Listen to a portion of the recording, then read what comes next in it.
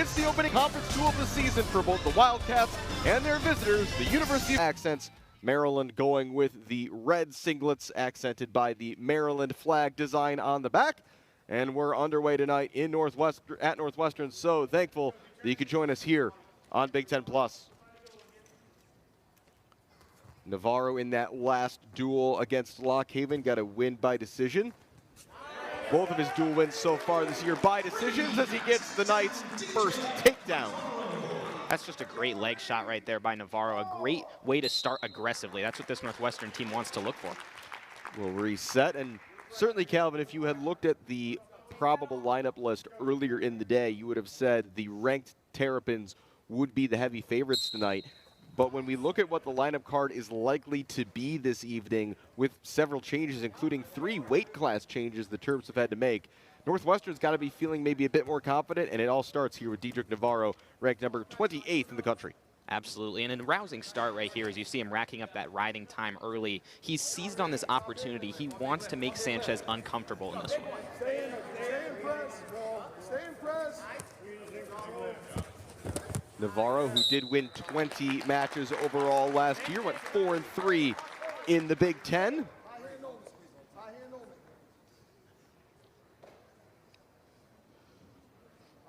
Only a redshirt sophomore, but one of the more experienced wrestlers in just terms of time on the mat in official competition for the Wildcats. In a year that's seen a lot of change.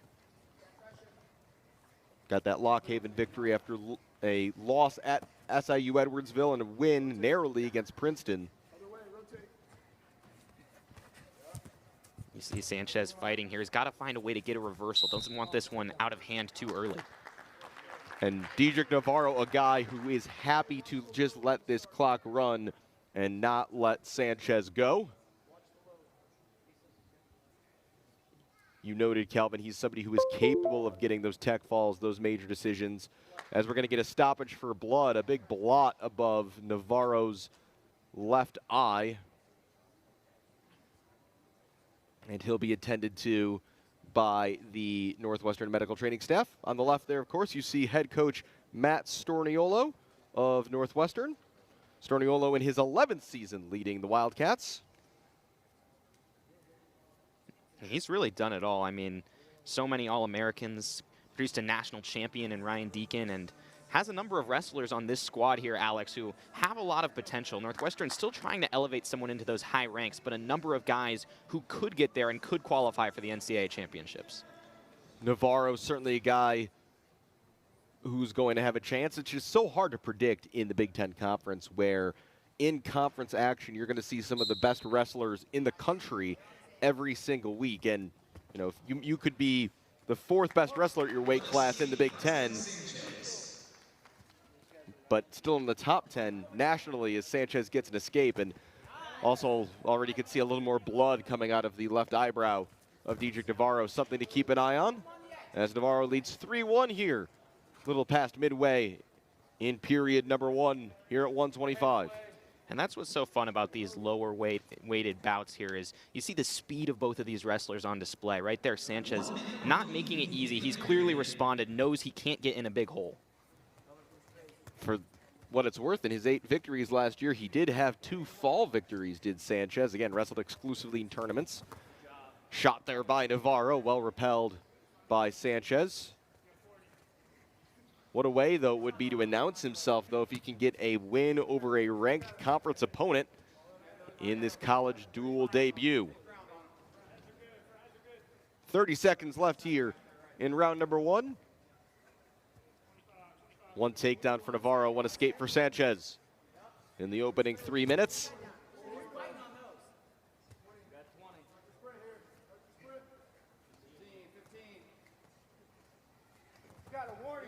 And we have a stalling warning against Sanchez. And it's an active final seconds here in period number 1 at 125, but it will close with Diedrich Navarro holding a 3-1 lead. And Diedrich Navarro doubled over a bit and some obvious discomfort. They're going to go back to work on that cut on his forehead. And you hope Navarro's all right. Have to clean off the mat as well. You have to wonder if that's something that could inhibit him too, because it seems like Sanchez has really been able to fend off those shots later in that first period. Something to watch out for going forward in a match that's still very close. And does that result in Dietrich Navarro being more cautious, taking fewer shots and playing more defense and just kind of inviting Sanchez to, to take his shots, to have a go? I mean, I think it definitely could be, and the risk there is, like you said, Sanchez can get those victories by pin, and he's had a couple last season. Could have a chance to do it if he gets the right opportunity. There's a pretty extensive crew out here helping clean this up. A reminder of just how many blood vessels are in your forehead. This is kind of a boxing wound that Navarro's got. Of course, I guess this early in the broadcast is the point where we can mention it's been quite a 24 hours for surface cleaning in Chicago sports. For those who might not be familiar, the Chicago Bulls had a game canceled due to weather last night. Yes, they do play indoors. Condensation on the court because temperatures yesterday in Chicago reached near 60 degrees after being in the 20s less than 48 hours before. That entire game ended up getting canceled last night, but I think we're going to be able to continue here. Or is Dietrich Navarro going to be able to continue is going to be the real question, not only right now, but for the remainder of this 125-pound bout. Getting his headgear back on, Navarro. And it's been a lot of waiting here to do for President Sanchez.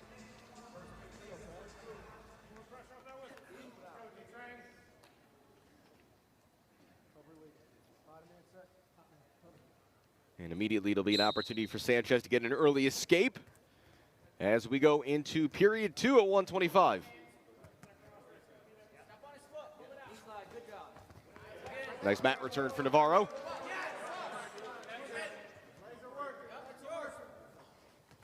His first task in this 2 minutes is to simply not let Sanchez off the mat.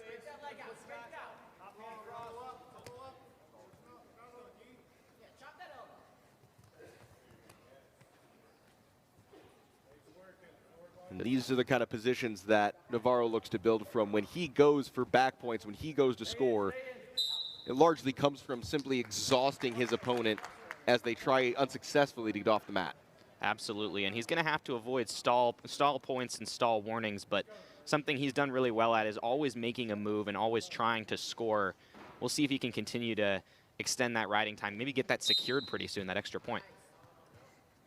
In their last home duel against Lockhaven, it was kind of a feature of the evening. 7 or 8 Wildcats had stalling points given against them. Only warning so far, though, has been for Sanchez of Maryland.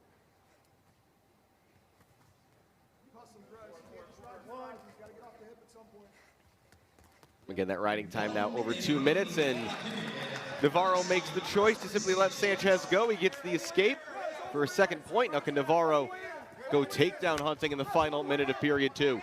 Yeah, here comes where the aggressiveness ratchets up, because Sanchez knows takedown here could be big to take the lead.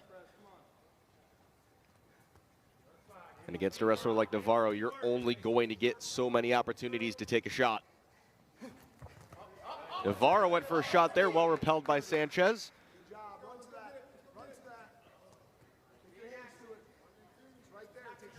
Under 30 seconds in period 2. Navarro with the narrowest of leads in our opening matchup of the evening.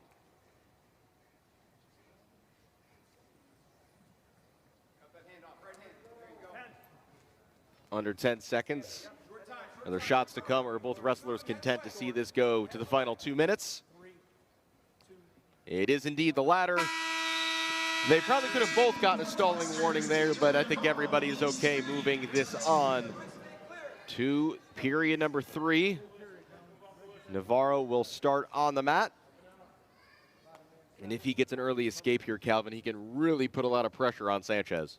Yeah, and he doesn't have to worry about riding time here, at least for the moment, but an early escape would be huge. It already gets up off the mat there. Sanchez, meanwhile, is looking for the mat return, and he kind of got it, not really. In the end, it's an escape for Navarro, and now Sanchez has to go to work. All the pressure right now on the debutant sophomore. Right hand busy. Hands moving. Way faster. Cut that hand off. Cut that tie off. Verbal encouragement ramping up as well from the Northwestern bench. And this is still a margin where Navarro can't get comfortable. He still has to be willing to make a move.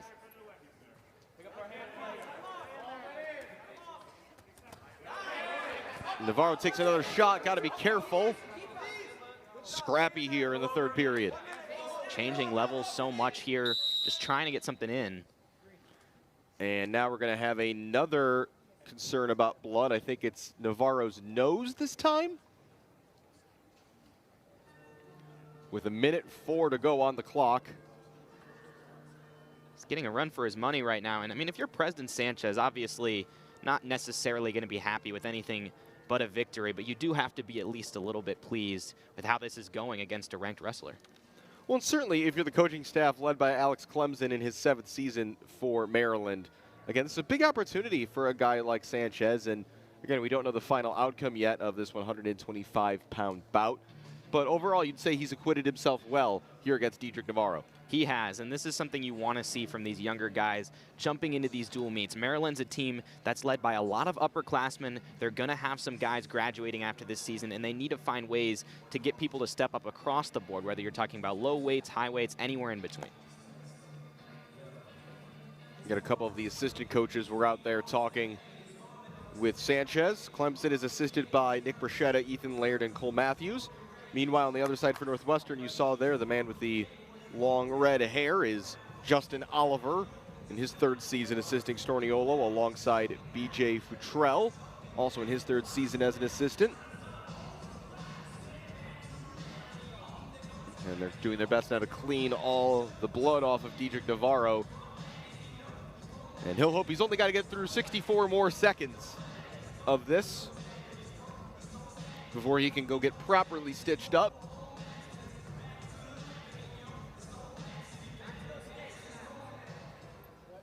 Riding time not yet secured. If he can keep it, it means that Sanchez at least needs a takedown. Under a minute to go. How aggressive will Diedrich Navarro be as he leads 4-2? Now he's got that extra point on the board coming after the match, officially secured for him. So again, Sanchez needs a takedown just to force overtime. What drama that would be if we got a sudden victory situation here at 125 to open the night. Diedrich Navarro, though, will hope this is the final 30 seconds. A lengthy opening bout. Sanchez still going, and it's going to be a stalling warning against Navarro. So both wrestlers have been warned. 14 seconds, now 10. Final 10 seconds, Navarro looking to hold on to a decision victory here for the Wildcats. Sanchez fighting, but it's just not going to quite be enough here in his first collegiate duel as Diedrich Navarro gets a decision victory to give Northwestern a 3-0 lead to start things off tonight. And Alex, you talked about stalling earlier, but the fact that Navarro had avoided it. 90-34. He'll be aiming to get to 100 career wins this season. A 3-time NCAA qualifier coming off a 5th place All-American, 5th place finish at the Big Ten Championships last year,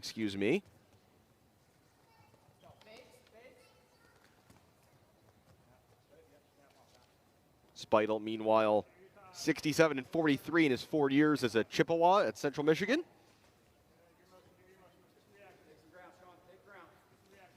Speitel 3-0 so far this year in duels. Decision victories against all 3 of SIUE, Princeton, and Lock Haven. Another guy, Calvin, who's often not in a particular hurry. Absolutely, and you can sort of see it right here. Neither wrestler has gone in control yet. Very much a feeling out period here with a minute gone in the first period at 1:33.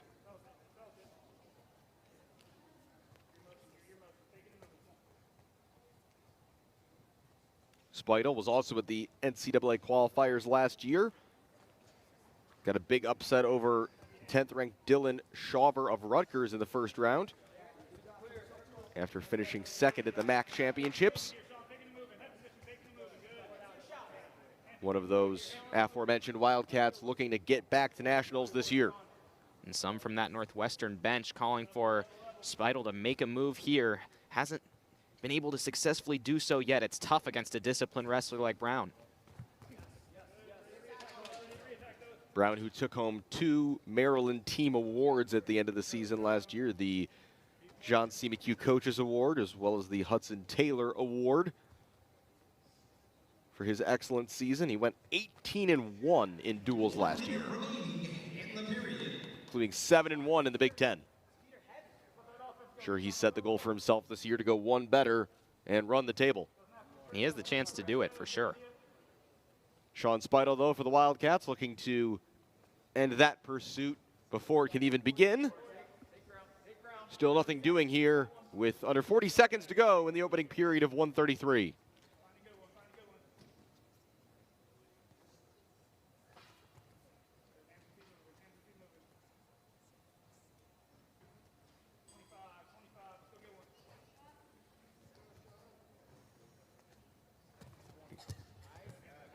Will either wrestler take a real shot here at the end of period 1? It's mostly just been hand fighting, a few slaps to the forehead either way.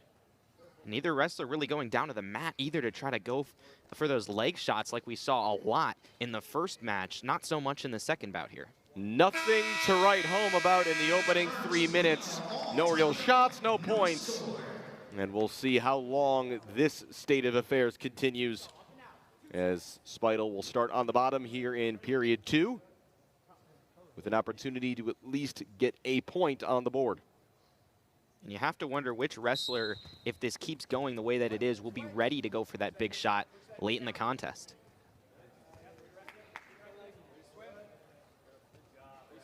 Brown just looking to go to work here, and is that going to be a reversal? No signal yet.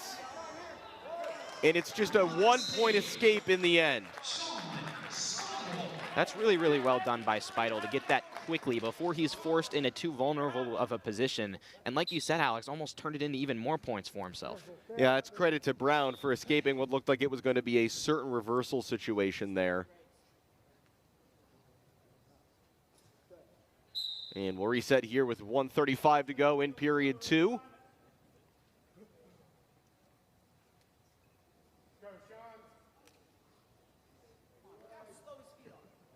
It's as if neither wrestler really wants to be in a grappling position with the other.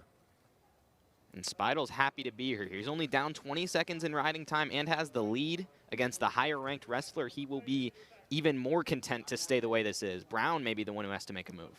Brown with 1 fall victory and 2 victories by decision this season in duels. Also got a win via forfeit, as we have a stalling warning against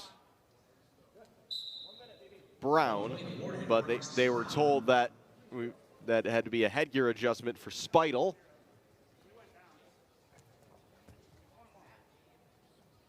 And will we see the Northwestern wrestler pick up a warning at any point here? Only feels like it might be fair the way this is played out.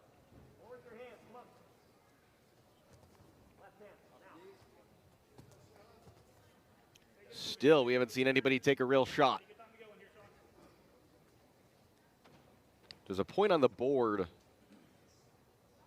for Braxton Brown. I'm not sure where that was recorded. It's possible the stalling call was against Speidel, and that was what got the point to Brown. With this one being tied up, I mean, back to square one, and neither wrestler seems willing to do anything yet. Yeah, apologies if we missed the warning for Speidel. Always watching those referee wristbands, the green and the red, as that will end period 2. 1-1 here. Riding time not a factor at this point. And a matchup here at 133, Calvin, that really hasn't gotten going in its opening 5 minutes.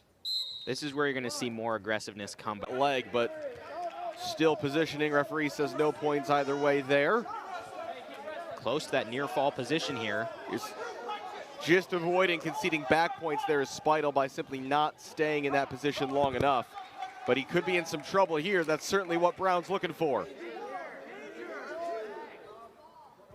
No near fall points yet. Speidel doing just enough to avoid them. He's taking a lot of contact here, really doing a good job resisting, but Brown still fighting.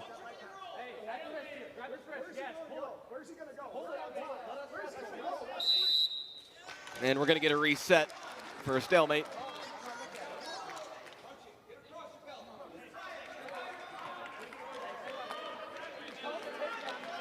And now we're going to get a challenge.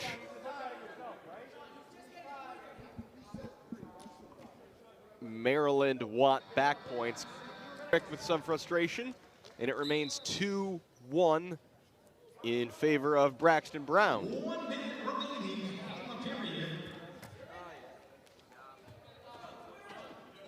We restart from a neutral position, and no choice but to take a shot there for Speidel. Was repelled at first. Can he get around the back here? Looking for the takedown. He's got it. Into the lead goes Sean Speidel with 36 seconds to go. And we'll see if he's allowed to make something else happen here. Looks like he might. Suddenly Braxton Brown looks gassed, and he's got that left arm bent backwards in an awkward position by Speidel right now. You can see just a few winces of pain there on his face. Not a good spot for the Maryland man. Speidel did not show much for the first 6.5 minutes, Calvin, of this 133-pound matchup, but he's going to get a decision victory for the Wildcats in the headline battle of the evening. What a third period for Sean Speidel. And as it turned out, all Speidel needed to do was wait for Brown to get that headlock, and with the weak grip slightly, he's able to slide right back out and get the takedown. The patience pays off perfect. Craker looking to go to work for the Northwestern Wildcats as he takes on Ryan Kennedy and gets an early takedown. Kennedy was an alternate coming into the evening, but number 33 ranked in the country. We thought we were going to get a really even matchup here, Calvin Kaplan, but instead it's going to be Kennedy, the freshman out of North Olmsted, Ohio, 5-4 so far this season, but making his Big Ten debut. And what a contrast. After Speidel came out so cautiously, DeCraker out so aggressively, and huge quick takedown. Gonna try to accumulate some time in control. DeCraker, the first year from Warrenton, Virginia, out of Blair Academy, 8-4 on the season as Kennedy gets a point for the escape. DeCraker 1-1 in duels. Last time out had a major decision loss against Lockhaven, but began his dual season with a decision victory at Princeton.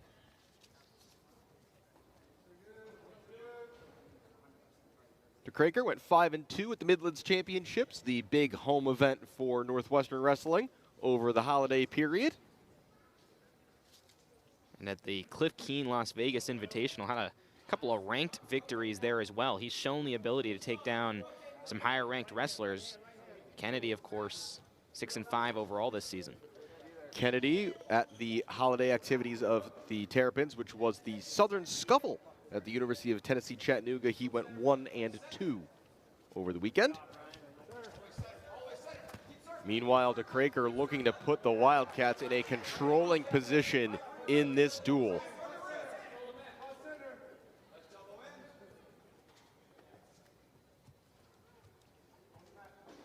Maryland, before the match tonight, changing their scheduled starters at 165, 174, and 184. Going to be a lot of youth and maybe inexperience for the Terps as this goes on. That's just enough for a takedown for DeCraker. Those aren't two separate takedowns.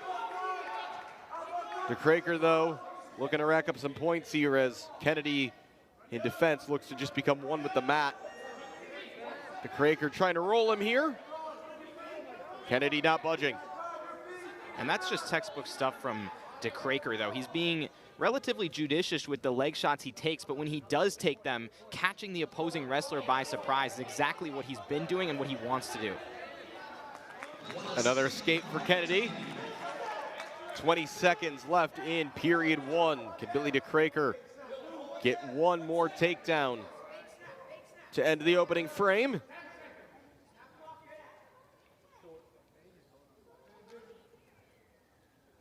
Just check the clock real quickly. Time will wind down, and DeCraker will take a 6-2 lead to period two.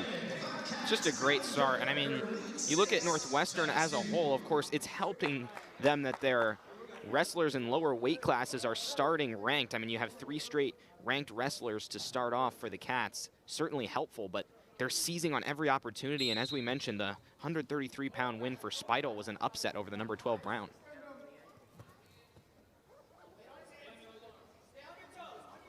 DeCraker starting on top in this second period, looking for the mat return rather than an escape for Kennedy. Kennedy still can't break himself free. That right-handed DeCraker still there. In the end, it is an escape for Kennedy. But Billy DeCraker, if he can continue the way period one went, he'll happily exchange takedowns for escapes. Still a good job, though, by Kennedy. He's able to get all 4 fingers and pry them right off.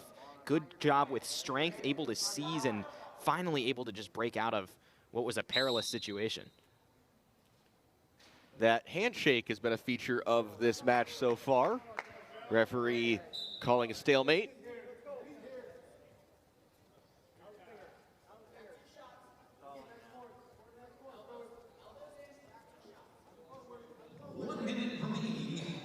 One minute to go in period two. Less active than the first.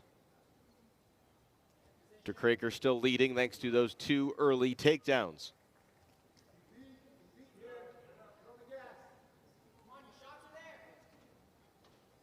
The shots are there, shouts a Wildcat teammate to DeCraker. Terps bench quiet at the moment. 30 seconds to go in the period. Good defense there by Kennedy.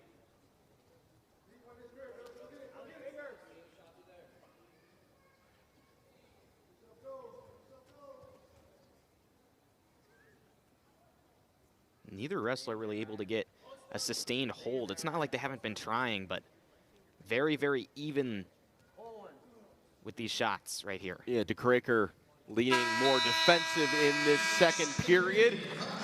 And the only point in that frame was the early escape by Kennedy, as we'll head to period number 3 here at 141.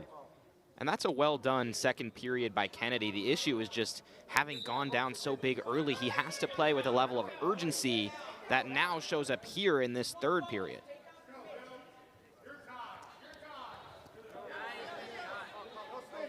It's a great job wrapping up the leg right there. This could be points. Best position Kennedy's been in yet. DeCraker does well to avoid the takedown, at least for now.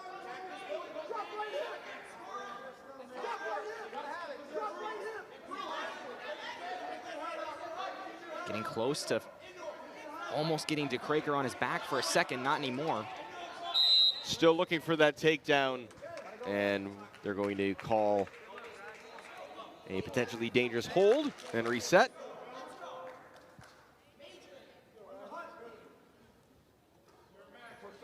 Heard a Northwestern teammate on the bench yell, major him, and that would require quite an explosive next minute and 18 seconds for a major decision win for DeCraker.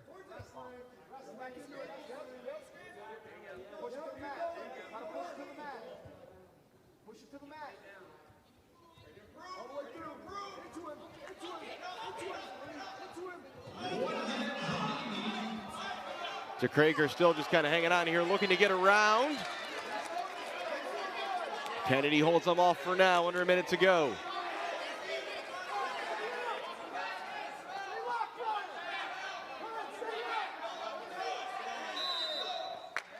And we'll get another stalemate. DeCraker was the one able to take advantage of that grapevine there, but just not quite able to make that finishing move. And we've seen very few stalling warnings or points awarded so far in this one.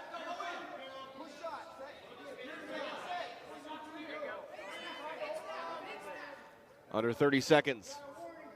We got a stalling warning against DeKraker.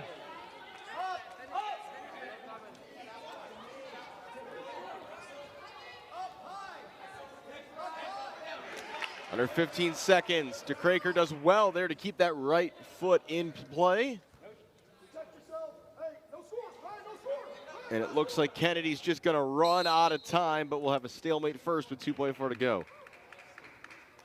Just great fight by DeKraker. I mean, a couple of times there you see Kennedy maybe have the opportunity for a throw or for a takedown and to get him back in it, but just a regular decision for Billy DeKraker. But right now it seems like that's all the Wildcats need.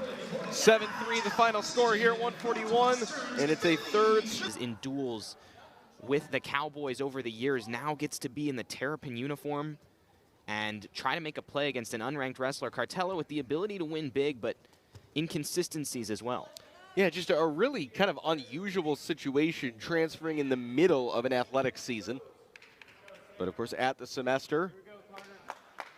So this is his Maryland dual debut. Young with a 45-36 record in his time as an Oklahoma State Cowboy. And this might be a big move here for him, willing to work on the mat. We'll see if he gets any near fall points out of this. Cartella, meanwhile, 11-6 on the season. 2 falls, 2 tech falls, 2 major decisions. Cartella just trying to avoid being on his back. He did well to just kind of spring off the mat there. This Young continues to try to roll him.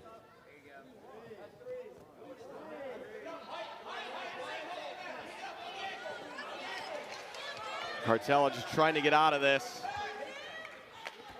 Tried to get to the boundary, couldn't. And now Cartella's in some trouble. Referee keeping a keen eye. No points yet. Looks like they're gonna give him a takedown here for 3. And after big fight from Cartella, almost seemed like he was maybe gonna take some near fall points and didn't in that time. I mean, Young just showing why this team brought him in.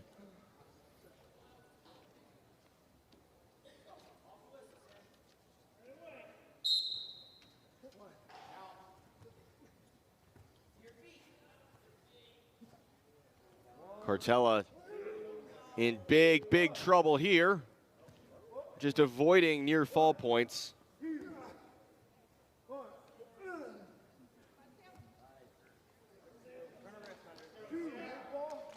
So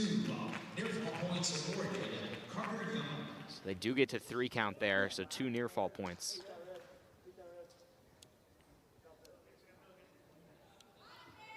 First back points I think we've seen awarded yet tonight. And Carter Young here in the first period at 149, plotting a strong course to get the Terps on the board.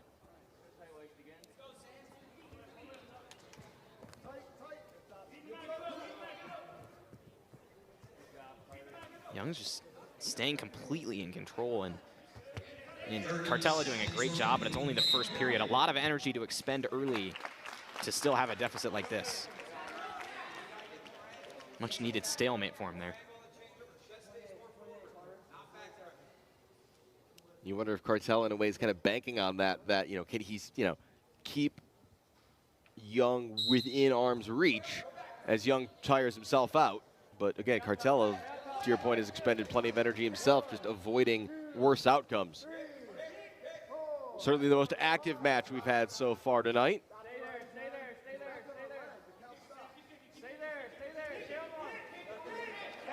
Looking for the takedown is Carter Young. Doesn't have it yet.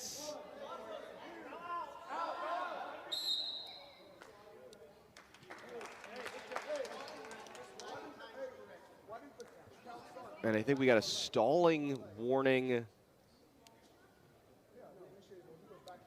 against Young, which would be confusing. If anybody was going to get a warning there, I thought it would have been Cartella.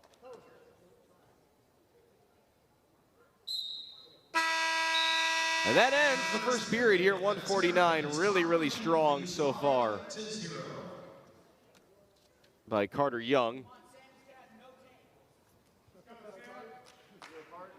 Now Cartella just gets a chance to get a breather here. They're going to start neutral. Yeah, electing to start here at neutral.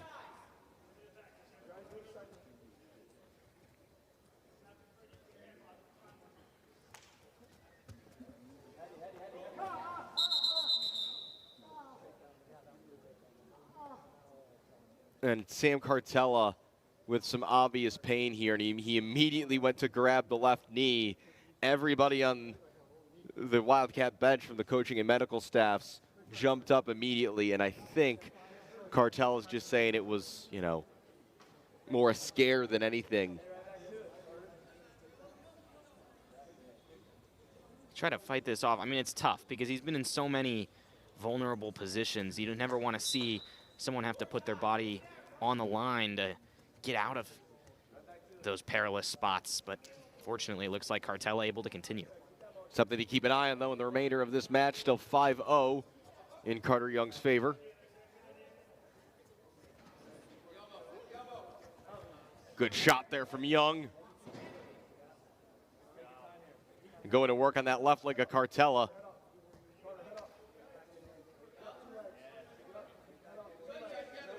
And that's what Young's done well. I mean, he gets Cartella upside down there on his head, able to seize on one leg for a hold and just make things happen from there. And for most of this match, at worst, it's resulted in a stalemate. At best, he's gotten either a takedown or those near fall points. He's doing a great job. Sam Cartella clearly uncomfortable out there right now. Got to just hang in if he's going to try to turn this around. Continuing, though, to look good for the Terrapins. And of course, the incentive not to forfeit is, I mean, the forfeit would award 6 points for Maryland. If Cartella can hold strong, maybe he only gives them 3 or 4 at worst.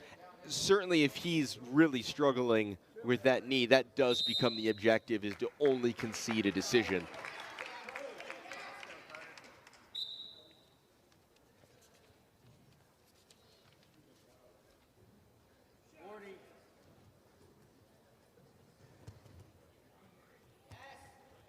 Young so far this year, 2-1 in duels, all of those decisions, both the wins and the loss.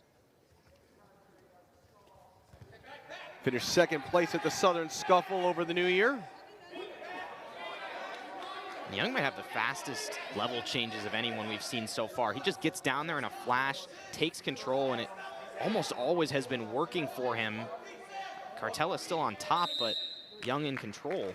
It is worth noting, the only reason Young did not win at the Southern Scuffle was he was a medical forfeit in the championship match. He officially went 4-0 on the weekend, so undefeated, but did not win at all. So again, not sure what kind of injury he might be carrying since then. It's obviously been about a week that he's had time to recover, whatever the issue was.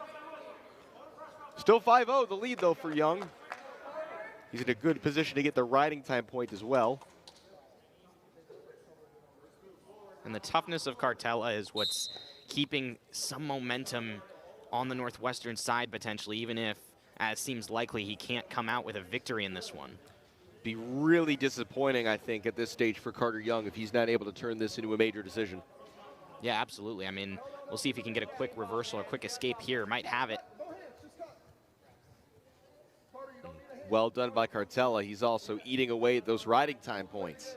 Yeah, not secured yet for Young. I mean, so it's not quite over. There's still that opportunity for Cartella to get it done, but has to make a big run here. That riding time goes under a minute for Young and continues to tick down as long as Cartella's in this top position. Near fall points could be huge right here. Young's just not showing any signs of flipping. No stalling warnings either side either.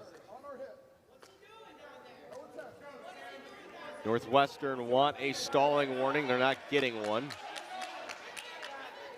Yeah, Young is not doing too much. The referee not calling a stalemate either. We're just kind of stuck here right now.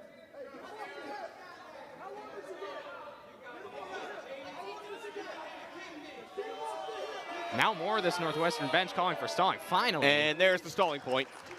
Saw the warning earlier, so it's a point for stalling, 5-1, but now it's 35 seconds left, and I don't know, maybe Carter Young's willing to concede another stalling point or two. I mean, I think he should be too. This is really working out in a big way for him to just sit and wait. And Northwestern's not going to be happy about it, but it's really good strategy by Carter Young, considering the major decision is less and less likely. It's not the most sporting way to go about this, but in the end of the day, it's going to get the Terps on the board. And Cartella just trying to do anything here, and just attaching himself to the mat is Carter Young, and he did enough to grind out a decision victory. He gets Maryland on the board. However, it's only going to get the Terps 2 points. Neal's someone who's still trying to get on track in duels. Myers as well, trying to fill the big shoes of Trevor Chumbley, who graduated for Northwestern. He's wrestling down a class from where he was last year at 165 and still trying to get used to the new environment.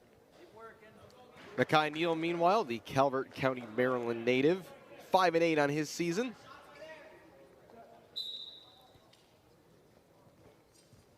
Trying to bounce back here. I mean, we'll see what he can do. A couple losses at the Southern Scuffle. Tech Fall loss against Pitt. Needs to turn his season around in Big Ten play. Yeah, Maryland coming in here tonight to Walsh Ryan Arena will really want to be putting that Pitt duel in the rear view. Just 3 points on the board in that one. The Panthers just mauling the Terps in that one. No takedown there. We've seen some good escapism, some good defense by both wrestlers already here in this first period. No points yet. And this is a really good opportunity here for Myers, just trying to get the near fall points. Just heard a takedown announced over the PA, but I don't believe that's going to be the call in the end. I think this is going to be 4 near fall points. We'll see. The referee not into his count as of yet, but it's close right there. He's just holding it 4 right now.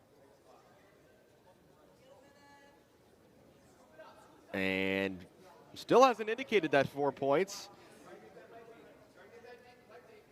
I'm sure they'll, sort out the score. 1 minute remaining. I'm not sure exactly what we're doing right now.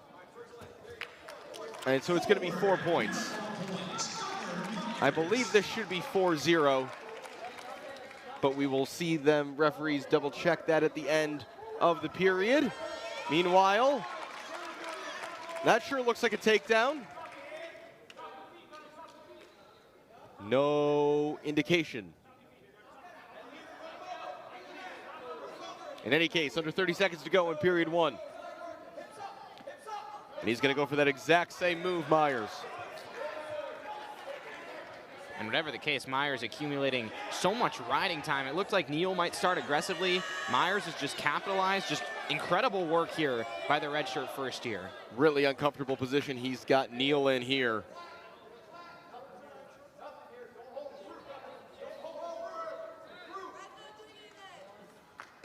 And time runs out in period 1.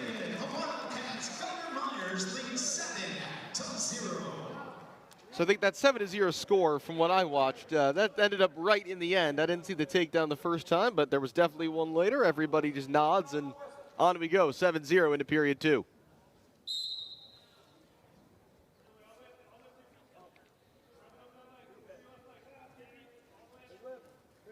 And now Myers, I mean, almost close to an escape to start.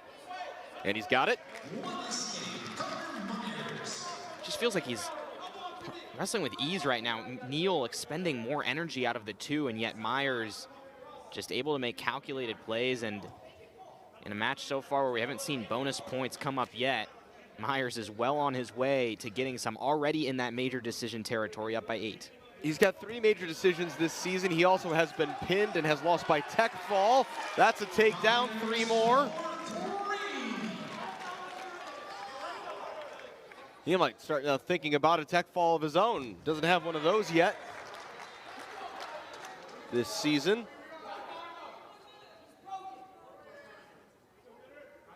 Again, no bonus points yet in the match.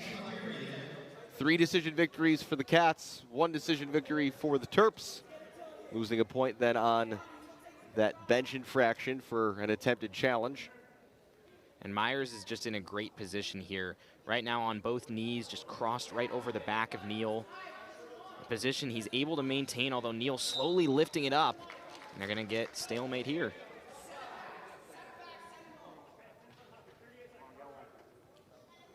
.38 seconds remaining in period 2. Here at 1:57. Last match before halftime here tonight. Here the Wildcat coach is yelling, put him away. This could be near fall or even pin for Myers, although now Neal able to get out of complete disaster.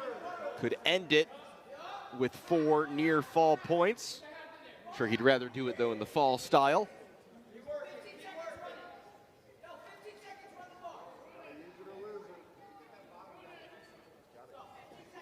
Myers is content to just run it out here. Still has to avoid stalling, but it looks like nothing coming for him. Time does run out, but it's an 11-point margin for Gunnar Myers. On course for the evening's first bonus points.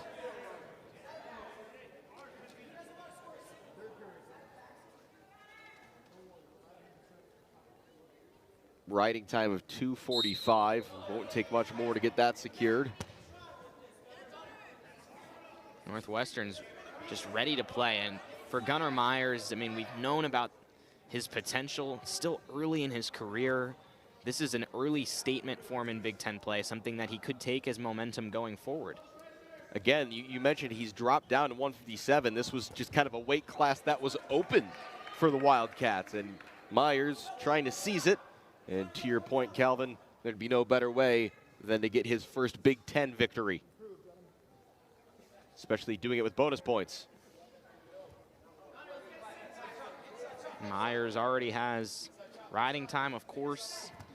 Just need to get 3 more points on top of that for the tech fall. So 1 more takedown could do it. But the way this is going, I'm not sure he's interested in standing back up in the final 105 of this period. Stalling warning against Maryland.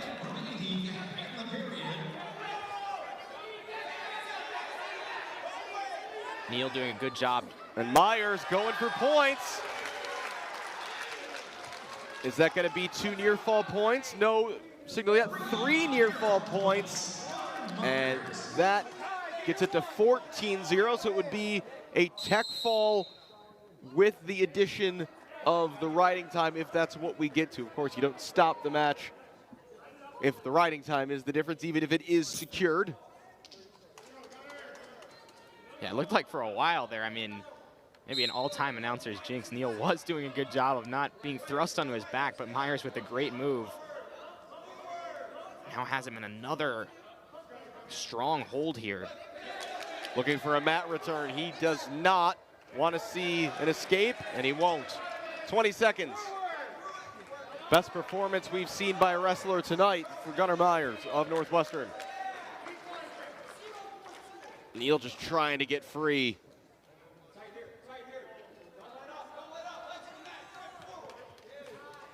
And Myers will see this out. It's gonna go down as a tech fall. 15-zip for Gunnar Myers, and that's 5 points on the board for the Wildcats. On his season, Boston at 8-6. Should be a pretty even matchup here, Calvin. Yeah, and it's going to be a fun one to watch for sure. Bostelman, as you can see, just not someone who gets into these super blowout matches one way or the other. Rodriguez, of course, hasn't forced a pin yet either. So I'd expect this one to be mainly like the matches of before and not as much like the Gunnar Myers match where he really just blew Neal out of the water. Also, we do have a team score correction. That was not a bench penalty to Maryland. They simply lost the challenge, and that means they lose that privilege of challenging again.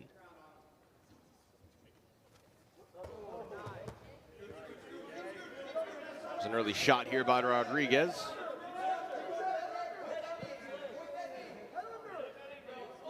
Now with 1 leg pinned, question is, can Bostelman scoot out of this? Yeah, they're going to give it a reset for potentially dangerous hold.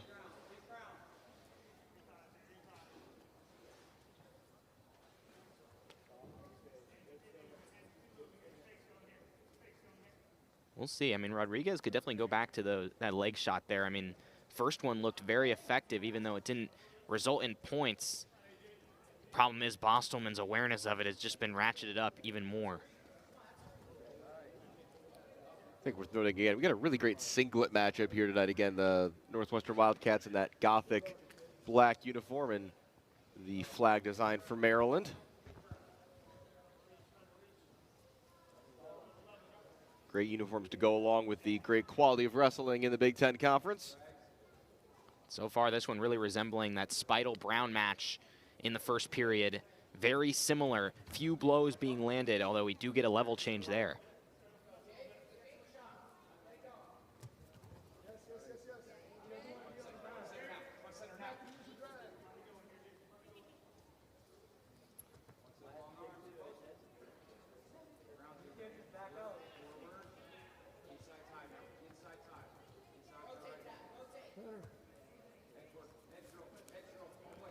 Approaching a minute to go here in the opening period at 1:65.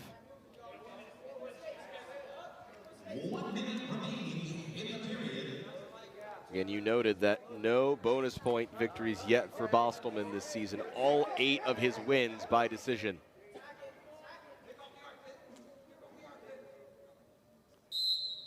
And another stalemate. That ankle grab from Bostelman, all that saved him there. That was a great throw by Rodriguez to do that so fluidly.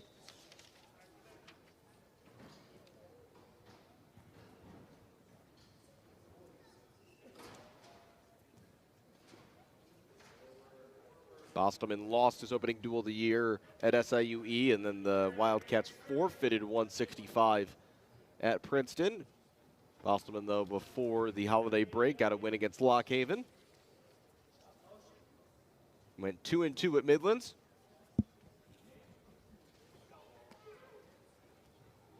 Looks like we're going to have, for the second time tonight, a 0-0 score at the end of period number 1. Both wrestlers happy to let the clock run out here. It's interesting. We've seen Rodriguez, I mean, 2-1 in the duels this season. His highlight was a major decision win over Josh Greenwood of Michigan State back in November. So we know he can rack up those points. And we'll see if starting on top is advantageous for him. Great attempt at an escape from Bostelman. Rodriguez, who went 2-1 at the Southern Scuffle.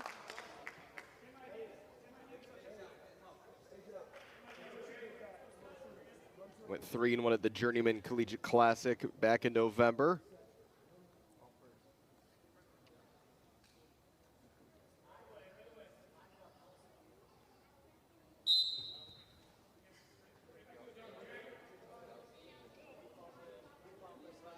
Bostelman looking for the escape. Tried to bridge there, got forced back down. Second bridge, much more effective, but not enough yet.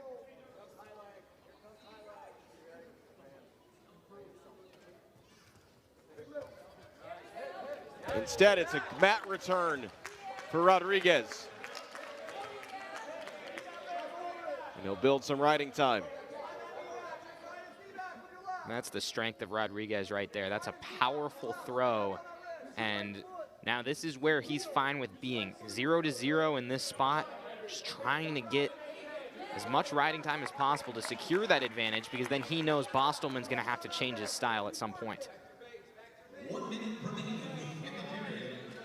We also now get into the period of the match where when do the referees decide something constitutes stalling? Hasn't been called often so far, that's for sure.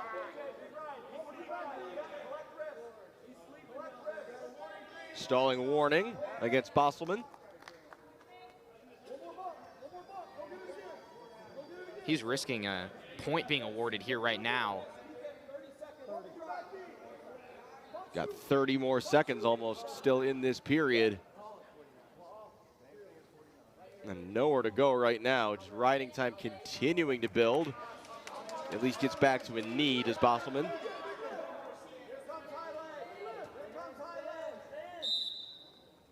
And we will reset with 11 seconds to go in the period. Seems like Rodriguez, just as he's been able to gain control, he's getting too close to the edge of the mat. Wants to try to keep these things in the center while he's making moves to be able to get points on Bostelman. Bostelman's benefited from a couple of stalemates because they've moved in that direction.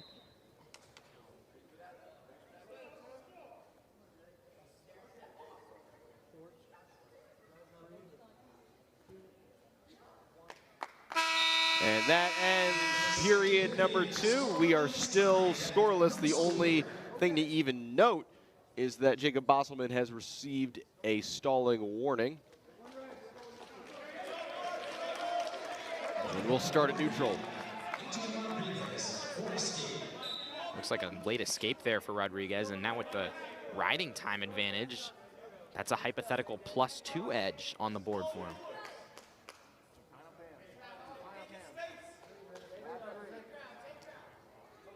Means Bostelman is in a position where he can just think about going straight for a takedown. But Rodriguez looking to put this thing away. Nice work there by Bostelman.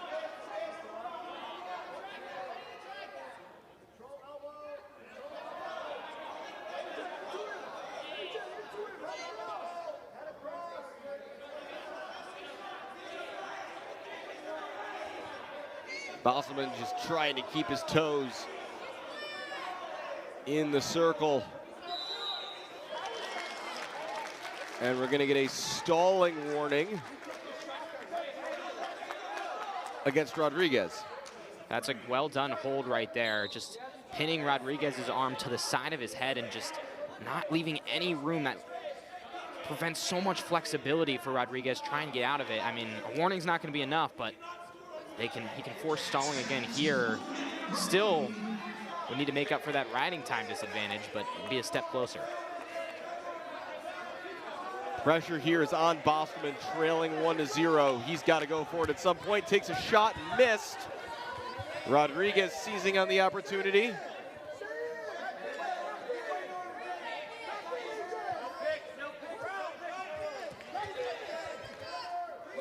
And Rodriguez in a position for a throw, and that's a takedown.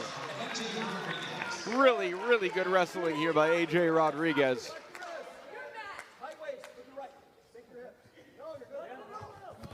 Knew his opponent had to take a shot, was ready for it, and in the end turned it into 3 points of his own. And that's just well recognized by Rodriguez. He tried for the one-leg takedown first, just knew it wouldn't work, and knows he has the strength to get Bostelman to the floor. He did it before earlier in the match and just went for it all there. Doesn't have to worry about being too cautious if he's able to make a play like that. He knew his abilities and was able to secure an almost sure victory here.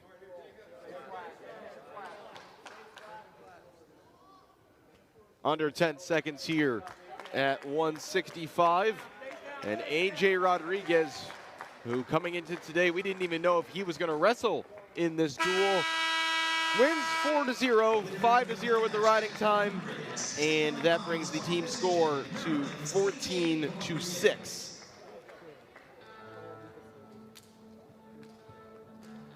And now for the Cats, I mean, you figure likely their last ranked wrestler, Eddie Enright, coming out. So maybe a big chance to take back momentum as Maryland, of course, gets to within 8. I mean, that's just a great, well-done match overall by Rodriguez.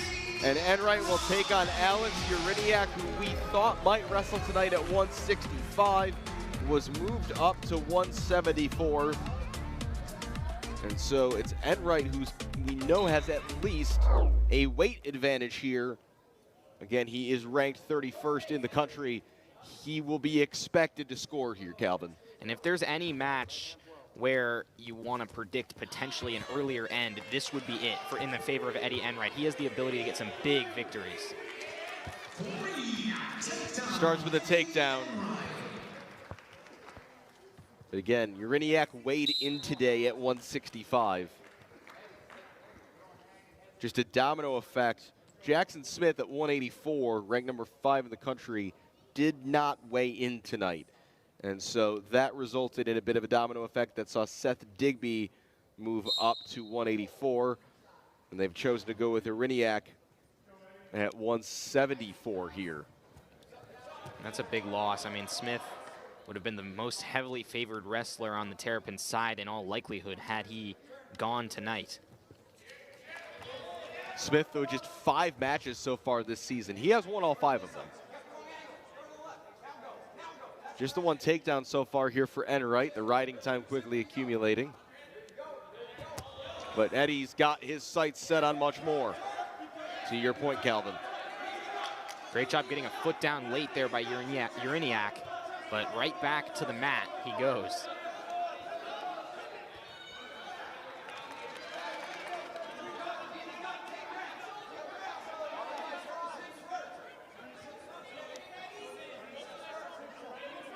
Lots of time here. The task for Enright has got to be avoid a stalling or a dangerous hold. He needs to find a way to take advantage here to really extend this, get into some bonus point territory early. He'd be disappointed if this first period ends at 3-0. Absolutely. And we have a stalling warning against Uriniak. Uriniak, the sophomore out of North Hunterdon, New Jersey. Enright doing a great job pulling back toward the middle right now.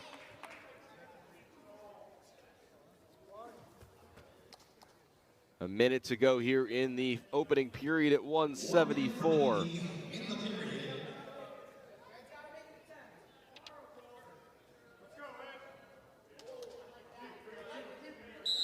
And Enright concedes the escape. I think he was maybe just getting frustrated there. Yeah, and I think that shows the confidence that Enright has to quickly make a play out of a neutral position. Just knowing there's not much to do, he's up. He's fine with conceding the 1 point to make a play like this. And immediately there is the takedown. So that trade is a good one. +2 in the end for the Wildcat. So riding time goes over 2 minutes with under 30 seconds to go in the period. And we have a blood warning, I believe, for Uriniak. Looks like a cut to his lip.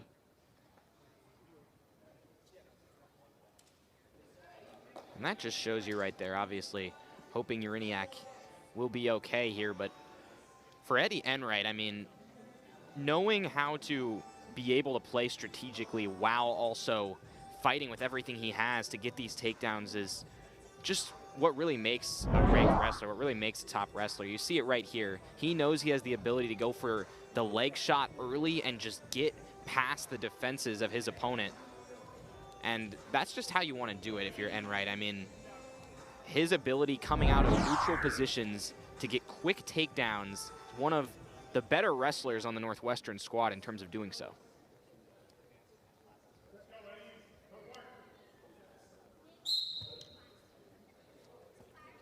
.25 seconds to go in the period. And Enright likely just will use this as an opportunity to make that riding time number larger.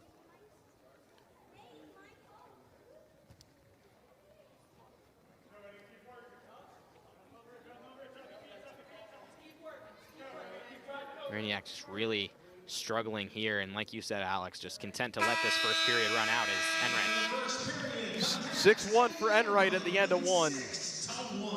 And you wonder at what point does Eddie Enright think about just continuing to try to make that 3-for-1 trade, letting Uriniak go and then going for more takedowns. I mean, he might want to. This isn't necessarily a spot where Enright wants to start on top. So instead, we'll see how much patience he has for trying to force the arm away and get a play on the mat. I'm almost a little surprised he didn't just let Uriniak go right at the beginning of the period. It's also serving to wear him down a little bit, though both wrestlers exerting a lot right now.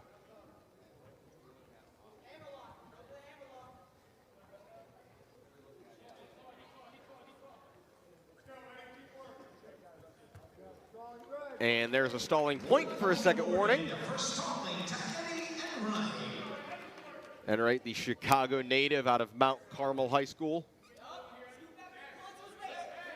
Uriniak just not able to make much more of an effort to avoid more of that. I mean, it's one of those stalling points where it's coming at least in part out of the exhaustion, the wrestler in the bottom position. And coming in the first half of the match. So he's got a very long way to go to avoid accumulating any more of those. I think Enright recognizes that too. He's fine. I mean, he knows maybe another stalling point could be coming. And then, of course, after, if you get to a fourth one, that's 2 points in his favor. Now, eventually, he decides to just do a catch and release here. And can he get another quick takedown? Yes, he can.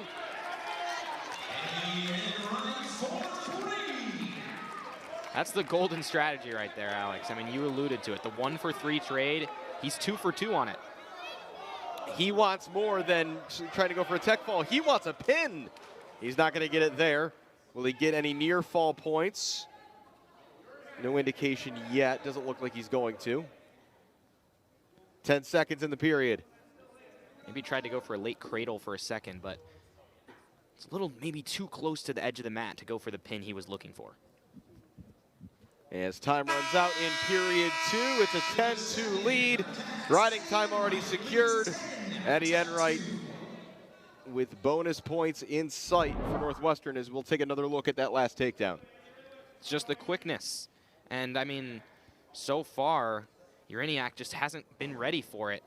Enright knows that if he can get low first and get to that level change, he has a very high probability of getting a quick 3 with a chance for more. And there's another takedown. Excuse me, is a reversal for Enright. My apologies on that, as he started on that bottom position. Currently in line for a major decision. Wants at least a tech fall, might want to fall. Uraniak in big trouble. Uraniak in really big trouble. It's at least going to be near fall points. Can Uraniak keep that left shoulder off the mats? Just enough right now. It's going to be at least 4 near fall points for Enright.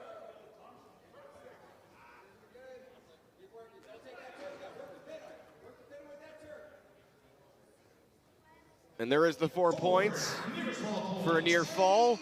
And he leads by 14 with a minute to go. And Uraniak really can't stall here. He's trying his best. And Enright knows the position he is in. He wants that tech fall. And he gets it. Eddie Enright, the second tech fall victory of the night for the Northwestern Wildcats. He wins 20-3, puts 5 more. To get this one started. And interestingly, Digby has mostly wrestled at 184 this year, but he weighed in today at 174. So make of that what you will. And here goes Perez on the attack quickly. Well countered, though, by Digby. But only for a moment. We talked about this over the break, but this is maybe something that Perez could go out and do in this match, is just go wild, try to go for those takedowns and be really, really aggressive. He has the ability to do it with Northwestern in a big lead. The 2025 NAIA National Champion, a perfect 29-0 at Life University. Digby, meanwhile, just 2-3 on his collegiate career. I'm sure he's got some family and friends here in attendance. He's a native of Lake Bluff, Illinois. Up the coast of Lake Michigan, north of here. Matt Storniolo calling, drive him over, go to the elbow. That's what JD Perez is trying to do to get some near fall points out of this situation. Wildcats currently lead by 13. Any win here for Perez wins them the duel, as a stalling warning is issued to Digby. Perez almost had Digby's arm pinned down enough to flip him over. Not quite, but a good effort.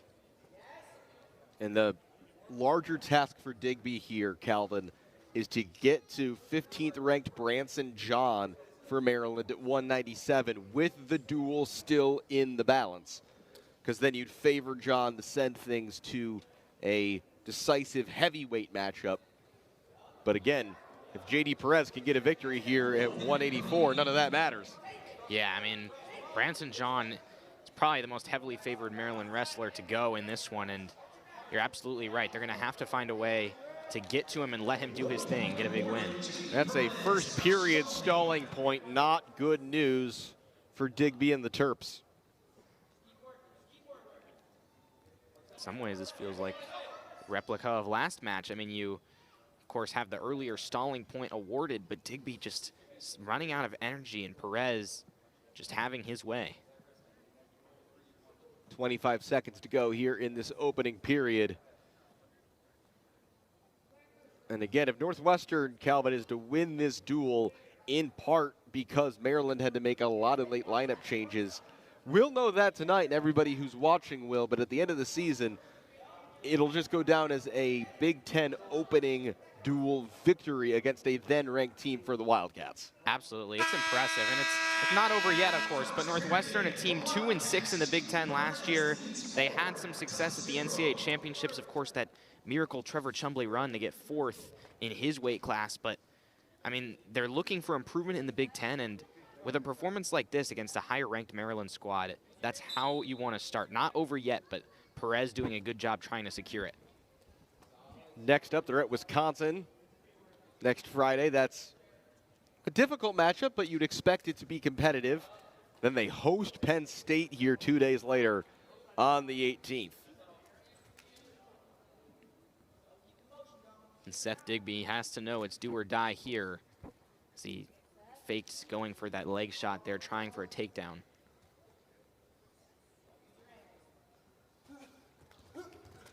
We also, of course, welcome anybody who's checked in on wrestling this evening at halftime of another Big Ten athletic event going on this evening that, well, I'll say it's less competitive in that than it is here. And there's a takedown for J.D. Perez. Gets himself a 7-point lead here, with eyes on locking up riding time before the third period even begins. And able to do it with that arm throw there. Just with one arm, enough of force applied to get that 7-0 edge. And another stalling point awarded to Perez. Again, this Digby, he's not in as negative a position as Uriniak was, but I think there's a bit of a feeling here, Calvin, of what am I supposed to do in this situation, given that tonight Seth Digby is not supposed to be in this match. Yeah, and there's not much he can do. I mean, one more, it's going to be 2 points, and then the next one's a disqualification. You still got a whole period to go. He really can't afford to stall anymore. Perez gets a mat return.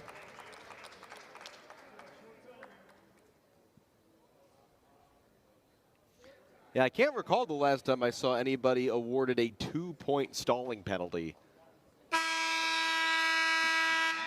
But it's not on the question here in the third period. It's an 8-0 lead for Perez. Going to quickly look at that last takedown in the second period, as Perez just got that right leg around. Underway here in period 3.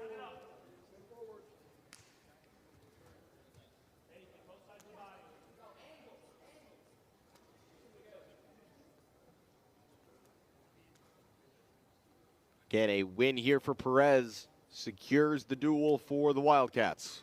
He's got the riding time secured, currently in line for a major decision victory. Because of that, he doesn't need to do much more in period 3, but with the physical dominance he's shown, him going for near fall points or even for a pin is not out of the question. It would really boost his resume. Yeah, it's all personal at this point. The greater implications do not get affected by the manner in which he gets a victory here. If he does hold on, all he's got to do is avoid being pinned himself. A minute to go here in period 3.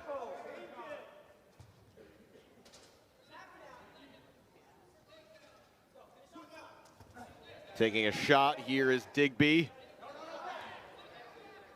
But in the end, will it just turn into another takedown for Perez? 40 seconds for him to try to get those legs around. Instead, it's a stalemate. That was well done, though, by Digby. He had the hand on the back of Perez's head, knowing that it's going to give him a better opportunity to go for a level change and try for something. Didn't quite work out, but it was an offensive advantage that Digby hadn't really seized much to this point. Here he tries to do it again.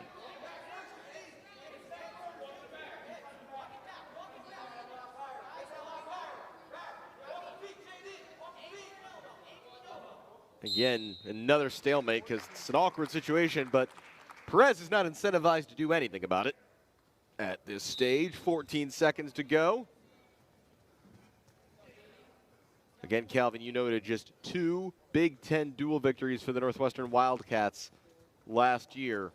And as this time ticks off, they're already halfway to that number in 2026 as the Cats secure the dual win. J.D. Perez gets a major decision victory, and room to breathe here for the Northwestern Wildcats. You want to make a statement here on a night that's been a tough one for your teammates. Yeah, and Branson John's used to getting big wins over ranked opponents, and so seizing on Smith, who's more inexperienced as a first year, is going to be his goal. And we got a dangerous hold. That's going to stop things. Branson John, 16-2, a national qualifier last year as a true freshman, was a Scholar All-American, the Maryland Freshman of the Year. Looking to build on that very, very strong debut season. Trying to get Smith uncomfortable with his leg extended is Branson John. A good strategy against the first year to get him down. John's got the takedown. Went 14-19 overall last year as a freshman. Just got an incredible amount of reps early in that season. Did not have all that great a record in that time. And then really in the second half of the year, just turned it on for a really, really strong spring in 2025.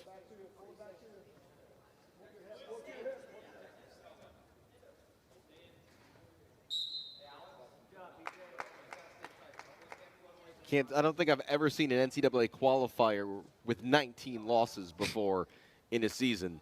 But again, just speaks to a guy who grew into collegiate wrestling, took some time to adjust, and he's just been dominant ever since. Yeah, and the aggressiveness really shows through in how he is making things happen here. Someone who's a leader, but at the back of the lineup, when results like this happen, doesn't get a chance to make an impact for his team, but might for his resume.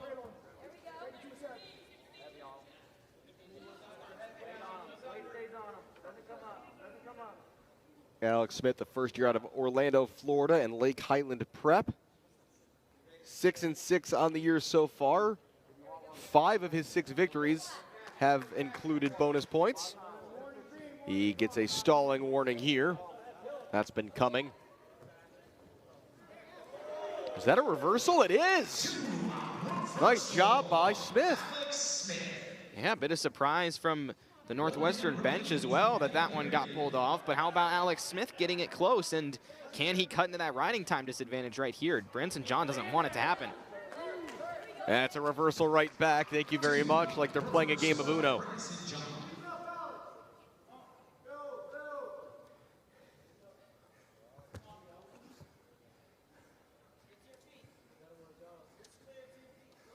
So far, just more physical dominance from Branson John. I mean, to get a reversal from Alex Smith, super, super impressive. And he can hold his own physically here, but the discipline of John after so many bouts, like you mentioned, Alex, just that's what stands out. That's what's gotten him this early edge.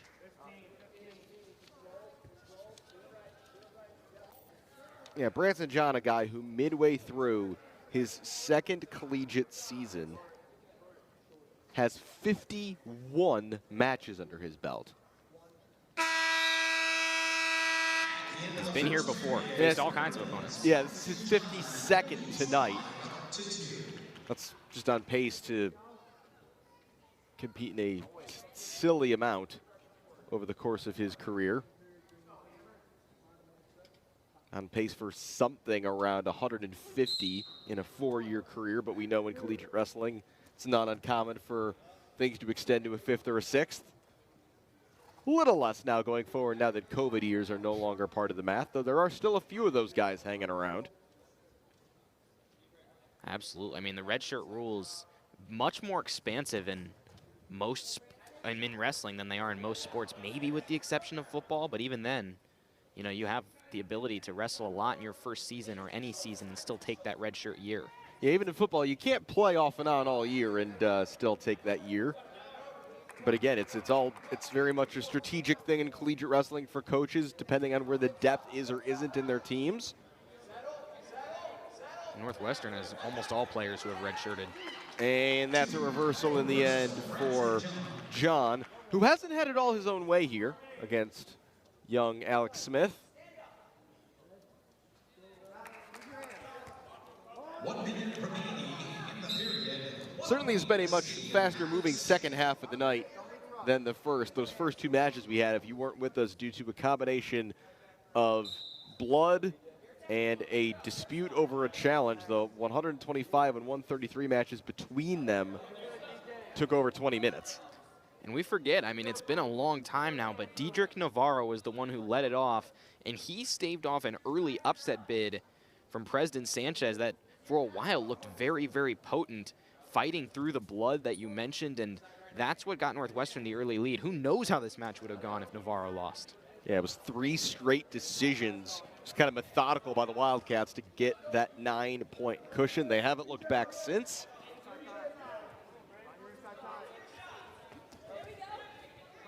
Leading 23-6 as a team. Final seconds here of period 2 at 197. It's a takedown for Branson John. His lead grows to 10-3 as time runs out. Northwestern's Alex Smith is fighting really hard, but Branson John is showing why he is already one of the names to look out for as a young wrestler in the Big Ten. Yeah, and I think, Alex, this might be Alex Smith's welcome to the Big Ten moment. A first year, jumping into a dual meet in his first Big Ten matchup with someone like Branson John. I mean, it's a good way to get your start, but he's someone who still needs that development to get to the level that John's at right now.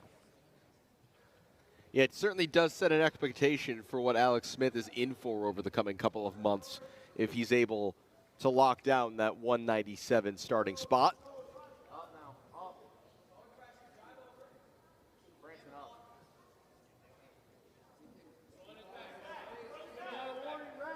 Stalling warning against Branson John. That's a little different.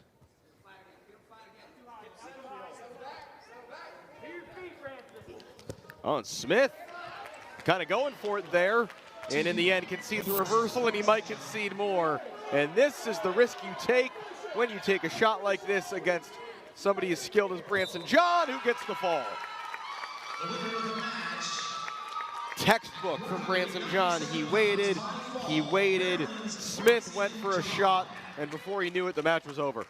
And that's when you have someone who's wrestled so many matches like Branson John, pins of his own, against Gabe Christensen, a Virginia transfer that's trying to find his place on this Northwestern squad. Yeah, this Northwestern heavyweight slot is kind of an open question. Christensen's a guy who's probably built more like a 197 wrestler, but prefers the heavyweight division. He's going to be one of the lighter guys oftentimes, but it means he's more agile and can do things like this. That's impressive to have the strength to do that early. You said, I mean, he'll go back and forth between that 197 and that 285, and maybe he gains in agility, loses in strength, but that time showing off both. Oscar Williams, meanwhile, a wrestler who's got to be right up there across all of NCAA sports for the farthest journey from home to school. He's a native of Lahaina, Maui, Hawaii, and goes to school all the way in College Park, Maryland. Right back to it. Right back to it. Let's go. Get those fakes going. Find that hook. Some nasty fakes. There, Oscar. He's doing hard. So after that early back and forth, things slowing down here a bit. Williams had 12 wins last year as a freshman. Those were all in tournaments, but got some good experience.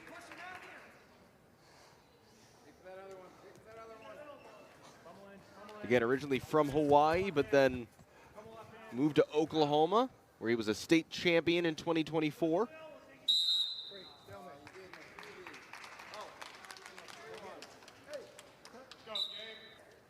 Williams. Christensen, the two-time high school All-American at Southeast Polk High School in Runnels, Iowa.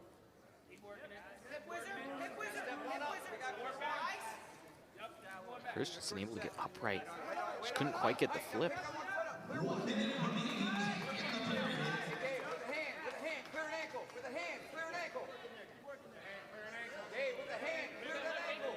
Last year, Maryland won this matchup 29-15 in College Park, and we're going to have almost a reverse score the way things are going in the Wildcats' favor. But just, you can't overstate how far this Maryland program, Calvin, has come in a short period of time. The last time they were here at Welsh Ryan Arena in 2022, Northwestern won 29-7. Yeah, and since then, I mean, this Maryland team has picked up some recruits and developed them in a big way. And obviously this match going to be disappointing as a whole for Terrapin fans, but they cannot lose hope. There are many other chances and other wrestlers who can make plays. What a throw there for the takedown by Gabe Christensen with authority. Yes, sir, Gabe. Let's go, Gabe.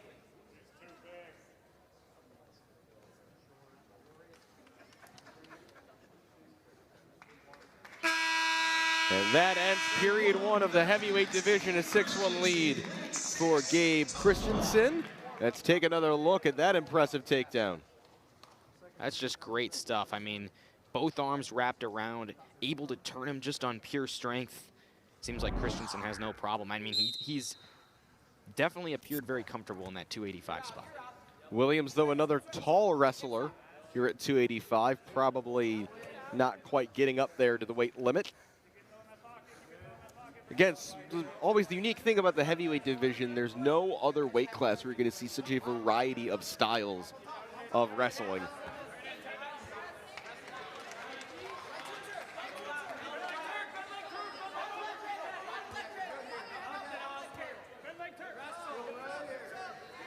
Christensen operating with his head on the mat there and eventually turns it into a reversal and grows that lead. That's a precarious position he was in there. Wonderful job to get out of it and secure the 2 points. Matt Storniolo, head coach of Northwestern, will be really, really pleased, I think, tonight by the efforts of his wrestlers. And on the flip side for Maryland, again, it's a disappointing loss, but it's just one loss. You know, the conference schedule with months still to go. We've said it time and time again, but once they get Jackson Smith back in that 184 division, things will change because we know his absence forced Maryland to make a couple of other changes, sort of a domino effect with wrestlers wrestling up and down in weight classes. Big Ten action will run through mid-February with the Big Ten championships at the end of February.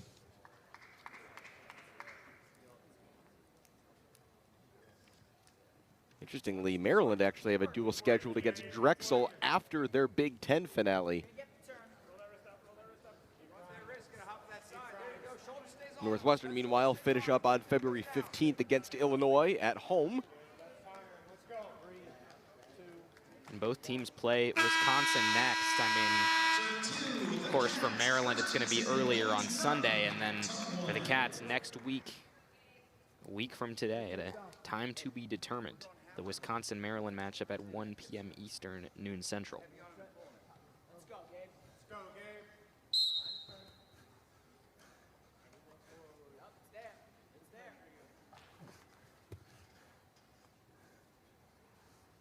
Just a great start to period 3 there by Christensen, able to accumulate more and more riding time.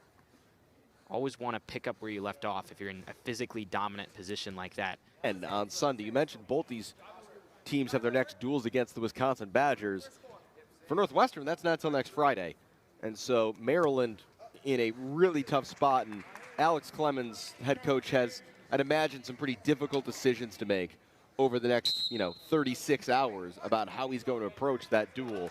Because you don't want to take too many risks with, if guys are nursing anything, but also, again, it's just tough time of year to be as beat up as this Maryland team is. Absolutely, and I mean, the silver lining for Maryland is that they do have a much deeper roster in terms of number of players than Northwestern, but at the same time, that 2-day break versus a week-long break is a huge difference. May have to switch up the lineups a lot. Inside chop, right hand. Get the weight on the hands. Inside chop with the right.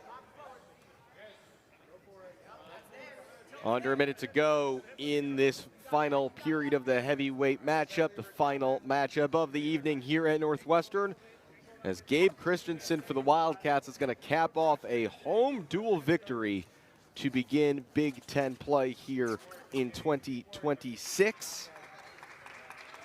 And some Wildcat fans starting to give Christensen his flowers as this ticks down. Riding time secured. This is going to be a major decision victory for Gabe Christensen. And that means the final score tonight here in Evanston is going to be Wildcats 27, Terrapins 12. And Calvin Kaplan I don't know what we came into the gym expecting tonight, but I think Northwestern, regardless of your earlier expectations, they were impressive. Yeah.